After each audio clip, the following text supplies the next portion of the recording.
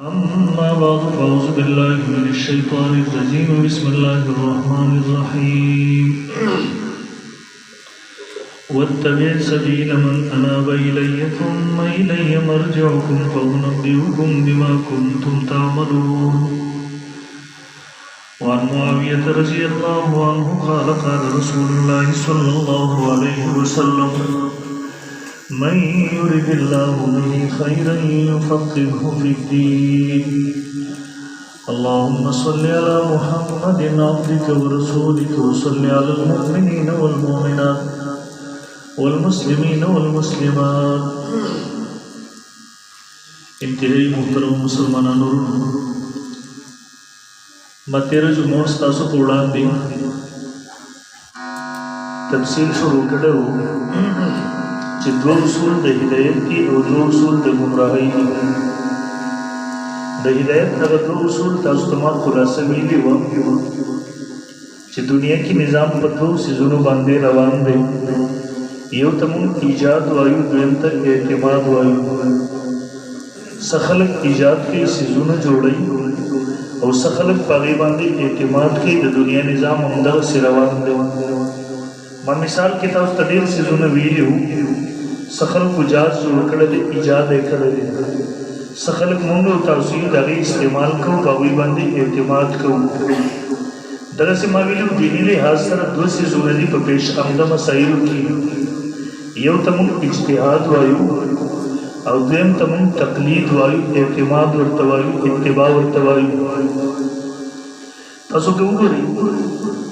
اجتهاد په حوالې سره ما تفصیل تاسو ته په 13 جمعه کې ذکر کړو چې اجتهاد څه ته ویلی شي. دویم نمبر محترمو ما دا ذکر کړل چې اجتهاد کار د چا دی. اجتهاد کار دا د مجتهدینو دی. موږ چې په خپله ژبه کې هغوی ته امامان وایو، موږ ورته مجتهدین وایو، موږ ورته دین امامان وایو. دا د هغه خلکو کار دی. او دا ما 13 جمعه کې د قرآن د نص نه ثابته کړله چې الله رب ذوالجلال په دین کې د تحقیق حق هر چاته نه دی ورکړی. ولو ردوه الى الرسول والى اولي الامر منهم. د تحقیق حق په دین کې د دوه هستو ته رب ذوالجلال ورکړی دی. اول نمبر په دې کې انبیاء علیهم الصلوات و تسلیمات یعنې پیغمبر، او دویم نمبر په هغې کې اولي الامر دي. اولي الامر څوک دي؟ لعلمه الذین یستنبطونه منهم. دا هغه خلک دي چې دوی په استنباط او استخراج باندې قادر وي. د قرآن او سنت د تهنا د ګهرایانو نه په نصوصو راویستو باندې قادر وي. د دوی سره هغه خوردبین ورسره وي چې د ځمکې په پردو کې دې اوبه معلومولی شي.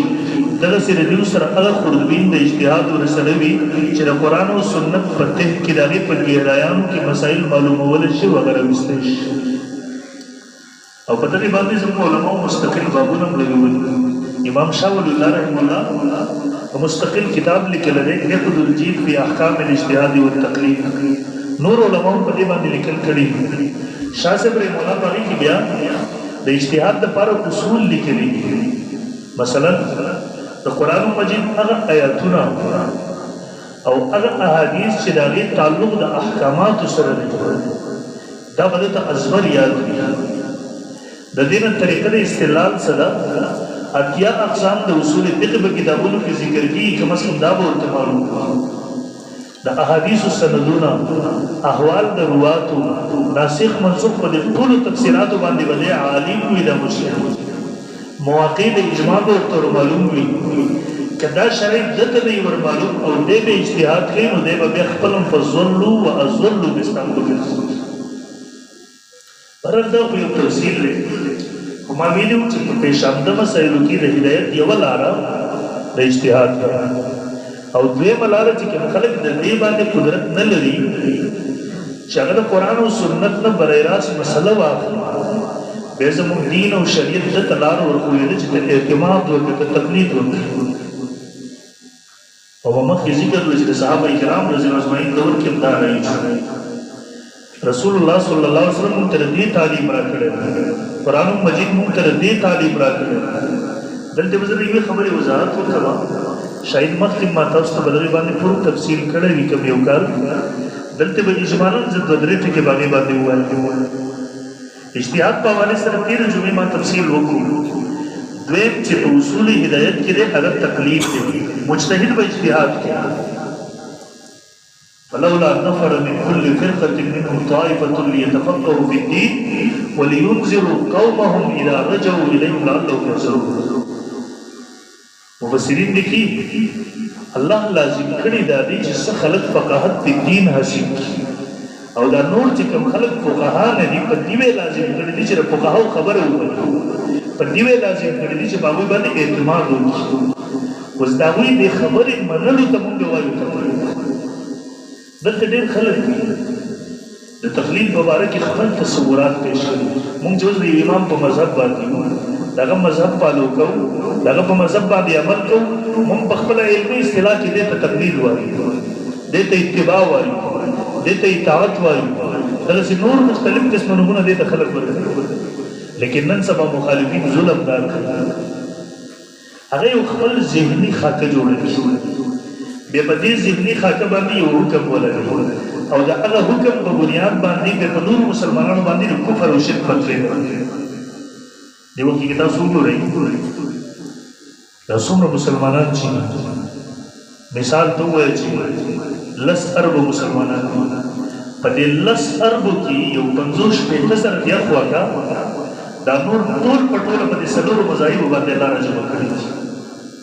نو که اوس یو سړی دې ته د شرک نسبت کوي، د کفر نسبت کوي، د په ټول امت باندې د کفر فتوا ولګوله، مسلمانان څنګه راغله؟ د دې وجه یو خپل یو ذهني سوچ جوړ کړه. سوچ یې صحیح خلکو ته دا ورڅو ویره یو طرف ته قرآن او حدیث دی، بل طرف ته فقه دی. یو طرف ته الله او رسول دی، بل طرف ته امام ابو حنیفه، امام شافعی، امام مالک، امام احمد دی رحمه الله. قرآن حدیث پرې ښودل او فقه منل، الله او رسول پرې ښودل او امام منل، دا تقلید. د دې خبرې موږ هر ځای کې خپلو کتابونو کې وضاحت کړی دی، په دې منبرونو نه وایو چې که څوک تقلید دې ته وایي او په دې معنی باندې تقلید کوي چې د الله او رسول په مقابله کې یو څوک مني یا د قرآن او حدیث په مقابله کې یو بل کتاب مني، موږ لا شک فی کفره، د دې سړي په کفر کې هیڅ قسمه شک نشته، لا شک فیه ولا ریب فیه ولا مریة فیه، هیڅ قسمه شک شبهه د دې سړي په کفر کې نشته. تقلید مونږ کوو، مونږ نه تپوس کوو. حضرت امام شاه ولی الله رحمه الله کتاب لیکل عقد الدین، تعریفونه ټول کتابونو کړي دي، لیکن هغه نور کتابونو والا تعریفونه لږ سخت. اتباع الروایت دلالت، هغه نور تقلید او اتباع الغیر علی ظن انه محق بلا نظر فی هغه تفصیلات نه. شاه سے وایي تقلید څه ته ویل کېږي؟ تقلید دې ته ویل کېږي اتباع الروایت دلالتا، د ماهر شریعت پر رهنمایي کې په شریعت باندې عمل کوي. تاسو ګورئ امام ابو حنیفه ماهر شریعت دی، امام مالک ماهر شریعت دی، امام شافعی ماهر شریعت دی، امام احمد بن حنبل ماهر شریعت دی. دا هغه خلک دي چې د قرآن سنت د ټولو مسایل راوستي شي. هغې ته کې یو مسله دغسې راشي چې په قرآن سنت کې صراحتاً نشته، غیر منسوسي مسله ده. یا تیره جمعه ما 3 قسمه مسایل تاسو ته ښودلي وي، اجتهادي مسایل هغه منسوسه متعارضه راشي، هغه مسایل چې قرآن سنت کې شته لیکن تعارض راغلی دی، یا نصوص محتمله راشي. په دې 3 صورتونو کې د امامان د قرآن سنت نه حل پیش کړي چې زما استاد ذهني رسۍ هغې ته نشي کېدی او ما ورته د دغه امام خبره په دې کې منو. ګورئ د امام ابو حنیفه رحمه الله اصول دی، هغه وایي چې کله یو مسله راشي زه د الله کتاب ګورم که په دې کې حل موجود فعلى الرأس والعين، په سر سترګو زه مذهب جوړوم. که دلته بیا نه موزم نو زه بیا ځم احادیث د نبي علیه الصلاة والسلام ګورم. که دلته ما ته حل میلاو شو فعلى الرأس والعين مسله میلاو شو، که دلته بیا نه موزم خلفای راشدین ګورم، دلته بیا نه موزم صحابه کرام ګورم، دلته بیا نه موزم فهم رجال ونحن رجال. خبره د تابعینو راغله نو دا بیا مجتهد دي، زم مجتهد یم، نظام د اجتهاد. اوس ګوره که مسله امام ابو حنیفه قرآن نه واخیستله، مونږ د امام ابو حنیفه خبره ومنله په قرآن پسې روان شو. مسله په قرآن کې ملاو نه شوله، حدیثو کې ملاو شوله، هلته یې راواخیستله، مونږ په هغه پسې روان شو. مونږ موږ حدیثو پسې روان شو هلته ملاو نه شو خلفاء اجماع نه واغستله موږ اجماع پسې روان شو خلفای راشدینو نه واغستله موږ په هغې پسې روان شو موږ په دې پسې روان شو دغې ته ویل کېږي د ماهر شریعت په رهنمایي کې په شریعت باندې عمل کوو یعنې مثال څه دی امام ابو حنیفه مسله برای راست واغستله مجتهد موږ برای راست نه شو واغستی ځکه زموږ رسایي نشته دی هغه صلاحیت هم نشته دی تاسو ګورئ زه به یو مثال واخلم د موږ سحر مونځ کړی د اوس ماسپښین به بیا کوو زموږ یو امام مفتي جاوید صاحب دا په برکات عمره دی زموږ امام شاته پسې مقتدیان ګڼ ولاړ تاسو ګورئ مفتي صاحب هم د الله عبادت کوو موږ هم د الله عبادت کوو مفتي صاحب هم سجده الله ته لګول موږ هم الله ته لګول فرق څه مفتي صاحب برای راست سجده لګول موږ د هغه په اقتدا او رهنمایي کې الله ته سجده لګول هغه برای راست د خدای عبادت کوو موږ د هغه په رهنمایي کې د خدای عبادت کوو سجده ټولو الله ته کوله عبادت ټولو د الله کوو دا فرق نه و ورته اوس یو سړی د بهر نه راشي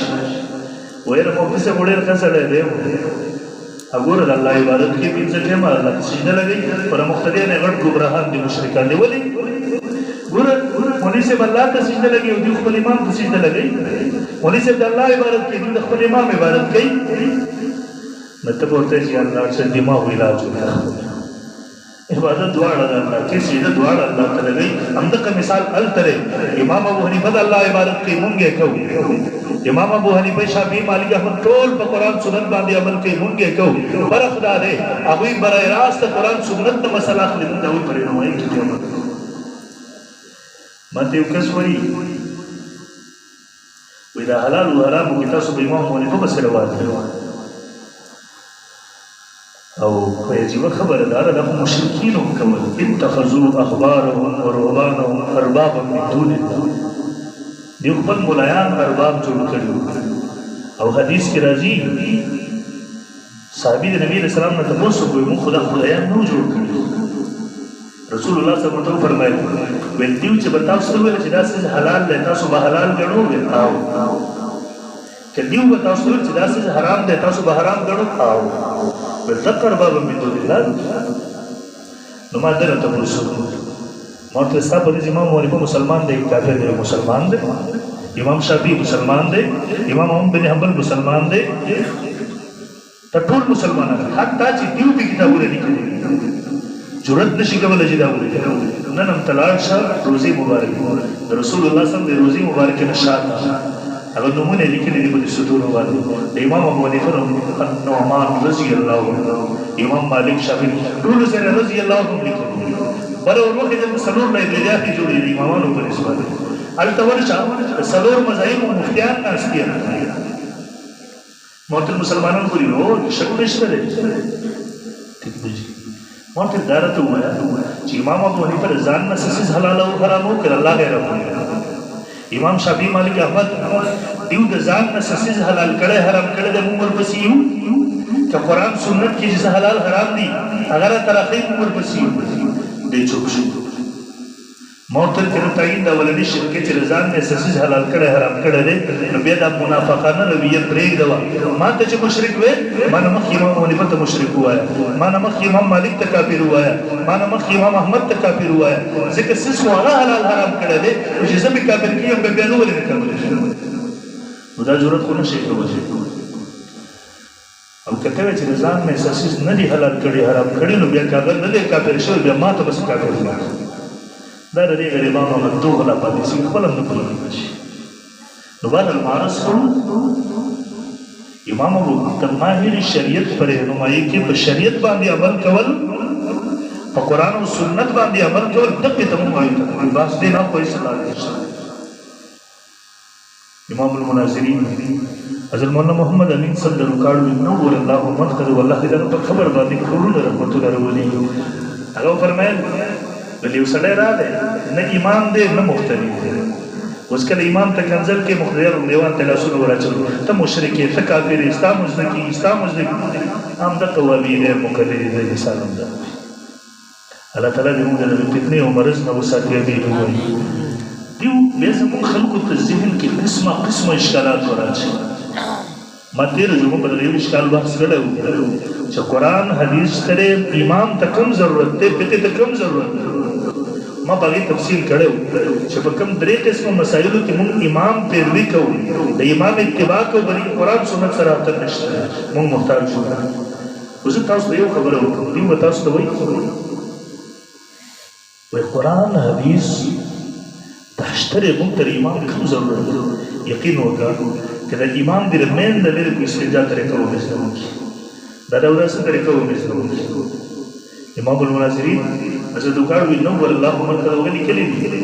میلا دیو سر یوسو علکان تیلی اٹھلنگ دیو اٹھلنگ ٹول دا ورکی آگا وقت جہاد ٹریننگ منو ٹریننگ بدر پلے دے میل ما خواهد جی کلا راو السلام وی ما دا بدی کیا غیو علک وی چا مسئلہ برکم زیدہ ناغه فرمایي چې زه د دې ډاکټر یم په دې کې چې مریض مرض سره په ماته یو بشته زیور د فقه عام فهم کتاب دی ځان سره ضرور ټول ساتي بشته زیور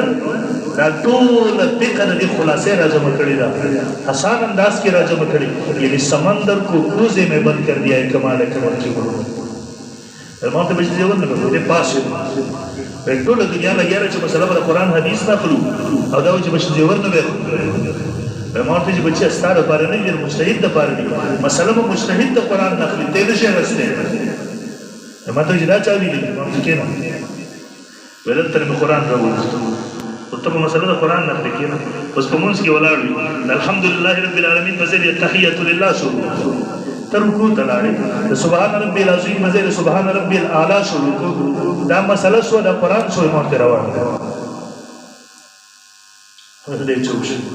ما ته وایي چې خپل جمعات د مولوي صاحب نه به تپوس کوو که نه ما ته د بجدیور خو مې مولوي صاحب لیکلی ده سره دې ویسوزوي ما ته نمک حرامه قرآن او حدیث در کوم لس کاله دې کمره کې بندوم صرف دا د مونځ د صحت شرایط راوباسه منظر لپاره بدن پاک کپړې پاک ځای پاک وخت د مونځ قبلې ته صرف دا راوباسه تکړه شه زمونږ تبلیغیان وروڼه ولایتیات کې په یو پر کې ورته واورو او ته تکړه شه 60-70 سال کمره کې دې بندوم راوباسه ما ورته ویل نمک حرامه فقهاو احسان کړی دی ته بسې کنزل کې به زیری دی چې شکریه ادا کړي دا د قرآن سنت نه مسایل راوستل دا د هر چا کار دی دغه کې محترم ما او تاسو له مجتهدینو محتاج یو چې کله مجتهد نه وي بیا به ګمراهۍ سره رسول الله صلی الله علیه وسلم فرمایي اخیره زمانه کې به علم او علما اوچت شي اوس هغه علم خو نشته دی اوس صرف ناقلین و چې موږ چاته مفتي وایو که نه مفتي مجتهد ته ویل کېږي مفتیان نشته دی دا خو مجازن درته وایو اوس موږ مفتیان چاته وایو چې دی صرف په دې باندې قادر وي چې د فقهاو عبارات ورته ازبر وي هغې کتلي وي نقل کولی شي د هغې نه را نقل کولی شي په یو مسلې باندې پوهېږي چې او پلانکي کتاب چې زموږ مستند کتاب دی دا مسایل لیکلي د هغې نه نقل باندې قادر وي دلته موږ مفتي وایو نو هغه مجتهدین فقها نشته د عالم فرد کامل چې مجتهد او فقیه ونشته نو بیا به څه خلک رسول الله صلی الله علیه وسلم فرمایي اتخذ الناس رؤوسا جهالا خلک به جاهلان مشران جوړ کړي نو تاسو ورته د مسایلو نه خو بلا علم وي جاهلان وي په خپل مجتهدین بنا او دغه څه ولري ورته راغلي په توګه نو فضلوا نفتوا بغیر علم یو فتور کې بلې د فضلوا وازلوا دا خپل ګوای له مناسب د دې کامل نظام ده یقین نو ته کتابونه ووري تر دې درسونه واوري ته هم رب دې ورته عقل حیران شي عقل چې کم از کم د خلکو ته خو الله عقل ورکړي دي دا کم عقل خلک دې بل لار چاره ورکړي اساس تاسو ذهن دا مې چې اوس یو سړی را پاسي هغه زمونږ د پیښور شیخ حسن جان شهیر رحم الله د عرب عجم محدث دا زمونږ د پیښور وسله مفتی سید قمر صاحب دامت برکاتهم العالیه یا نور لوی شیوخ علما یا زمونږ د دارالعلوم حقانی پیر بابا جی منصور الله بابا جی یا د عرب عجم د ایشیا لوی محدث استاد المحدثین محدث اعظم شیخ ادریس صاحب دامت ویره دا قرآن حدیث باندې نه وی څوک وی دلته د وضو رساله وګوري ظالم علم نه وی کړی سعودي ته مزدوري ته راشي واپس صرف دا پوهیږي دا ټول شیوخ علما نه کیږي چې سړي اخر یې هغه ظالم سو پیسو راغستې باغ طرف روان او بیا دا نن ګورئ